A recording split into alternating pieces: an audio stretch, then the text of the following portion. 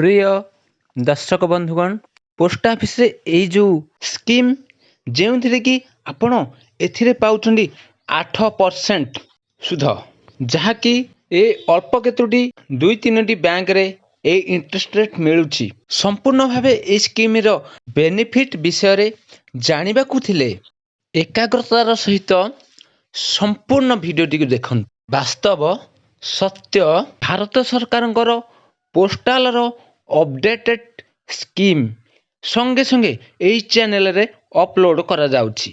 जदि प्रथम करी एई चैनल को देखुछंती किंबा पुनः देखिथिले तो सब्सक्राइब करनाहांती एई चैनल को सब्सक्राइब करी बेल आइकन को दबाई देंतु आपण नुआ नुआ स्कीम रो मजा नियंतु। अधिकांश गवर्नमेंट एवं प्राइवेट बैंक रे 6 रु 7 टंका 50 पैसा पर्यंत इंटरेस्ट देउथिबा स्थले पोस्टाल रो एही स्कीम रे आपण पाउछंती 100 रे 8 टंका इंटरेस्ट। आपणकर जदि पोस्ट ऑफिस से खाता नहीं अनुरोध खाता खोलिबाकू किंबा आपणकर प्रिय परिवार रो कौनसी सदस्य को नाम रे अछि जो व्यक्तिंकर बयस 55 वर्ष रु 60 वर्ष भितर होइथिबो अंडर वीआरएस रिटायर्ड पर्सन से व्यक्तिंक नाम रे आपण एई स्कीम रे 100 रे 8 टंका इंटरेस्ट रे सुध पाई परिबे जहाँकि त्रैमासिक हिसाब रे माने 3 मास को 3 मास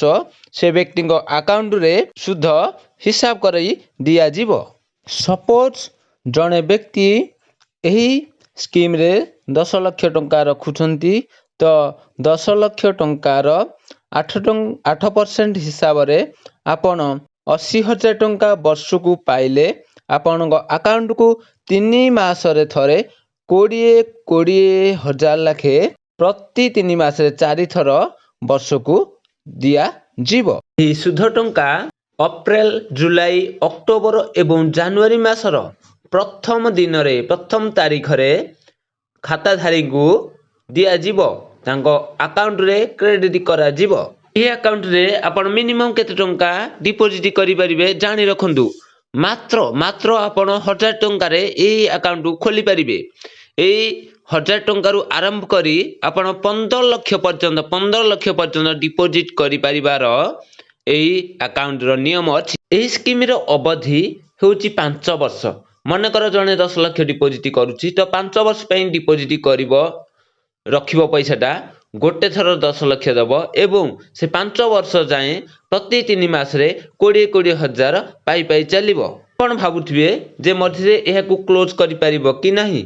हां आज्ञा एथिरे क्लोज सिस्टम अछि प्रीम आउटर क्लोज अछि किंतु इसकासे चार्ज लागिबो। जदि आपण 2 वर्ष परे क्लोज करचुनी प्रति 100 टंका रे टंका लाखे आपण देबाकू पड़िबो बा कटि जीवो। जदि खाता खोलिबार वर्षे परे आपण क्लोज करछुनी तो प्रति 100 टंका रे 1.5 टंका लाखे आपण डिपॉजिट करिथिबा टंका रु कटि जीवो। आ जदि 1 वर्ष पर बंद करछुंदी तो आपण को कौनसी सुध दिया जीवो ना। आहुर कोन सुविधा मिलिबो जानि रखंतु जे एई अकाउंट रे आपण जॉइंट रखी परिबे जॉइंट अकाउंट खोली परिबे स्वामी स्त्री जी जन ए अकाउंट रे रही परिबे। जदि आपण ए स्कीम रे 5 वर्ष पर्यंत क्वालिफाई कले तो निश्चित भावे सेक्शन 80C अनुसार income tax act 1961 act income tax तरफ रु आपण पाई परिबे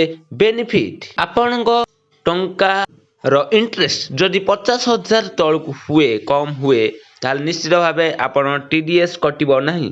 जदि 50,000 एबव होला टीडीएस कटि जीवो। प्रिय दर्शक बंधु आशा करूची एही वीडियो रु आपण एससीएस स्कीम रो समस्त तथ्य सहज सरल भावरे जानी पारिछंती। जदि किछि डाउट थाए मोर अनुरोध एही वीडियो रे थिबा कमेंट सेक्शन रे कमेंट करंतु। निश्चित भावे इंडिया रो जत्ते प्राइवेट गवर्नमेंट स्कीम भल स्कीम आसी तो एही चैनल रे अपलोड करा जाउ अछि तो निश्चित भावे एही चैनल रो फायदा उठांतु। सेते बेले जे फायदा उठे परिबेनी बानी तो जत्ते बेले जे आपण सब्सक्राइब करी बेल आइकन को दबाई नाहंती मोर अनुरोध सब्सक्राइब करी बेल आइकन को दबाई दियंतु।